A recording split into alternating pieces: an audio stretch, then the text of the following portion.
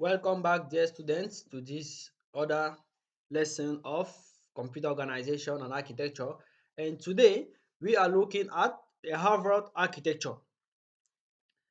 The Harvard architecture keeps instruction and data in separate memories. You remember in the previous lesson, we saw the von Neumann architecture, and we saw that it's an architecture where data and instructions are being stored in the same shared memory. And this frequently leads to a problem that was called the von Neumann bottleneck.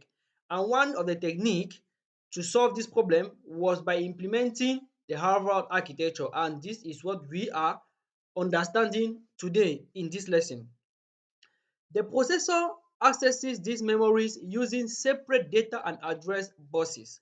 The processor is connected to the instruction memory using a dedicated set of address and data bus, and is connected to the data memory using a different set of address and data bus.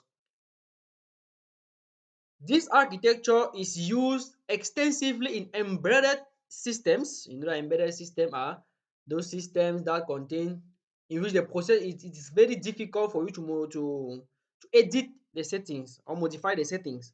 For example, we have a digital signal processing system DSP, we have microcontrollers, we have network processors. As you can see, this is the diagram for the Harvard architecture. The processor has the same components, but the difference is that we have a memory allocated for data and another memory allocated for instruction, and each having different set of buses related to the processor. The processor now is being connected to the input output controller, where data can either be inputted using the input device, as well as the result of processing can be presented to the user using an output device, or they can be stored for future use using the secondary storage, as you can see. And the block diagram for the Harvard architecture, sorry, it was just a copy paste, so this was supposed to be Harvard. So the block diagram for the Harvard architecture, as you can see, you have the input unit sending in data, you have the output unit outputting the information or the result of processing. Then you have memory for data and you have memory for instruction. That is how the Harvard architecture works. This separation, that is the data and the instruction memory, allows the processor to fetch instruction and access data simultaneously.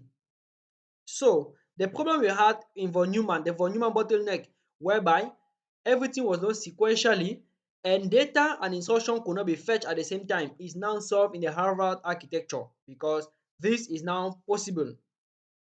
So as it is possible, it is more advantageous in that it eliminates the bottleneck present in traditional von Neumann systems. It is faster and has a predictable performance which is suitable for real-time systems. Remember, a real-time system is a system that perform its computing function immediately as data is being entered to the system, in contrast to the batch system whereby instructions or tasks are being grouped in batches before processing is done.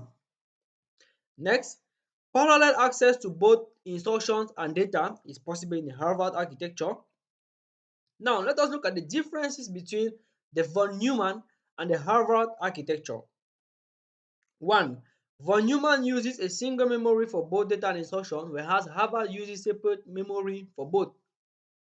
Next, von Neumann uses the same set of buses for fetching data and instruction, whereas Harvard uses two different sets of buses, one for instruction and the other for data. As you can see, this is the set for data and this is the set for instruction. The next, von Neumann is simpler and cheaper because it uses only one memory system, whereas the Harvard is more complex and expensive because of the two memory systems. Von Neumann is good, but is memory bound. That is, it has a limit amount of memory, whereas Harvard offers a better performance, especially for pipeline CPUs.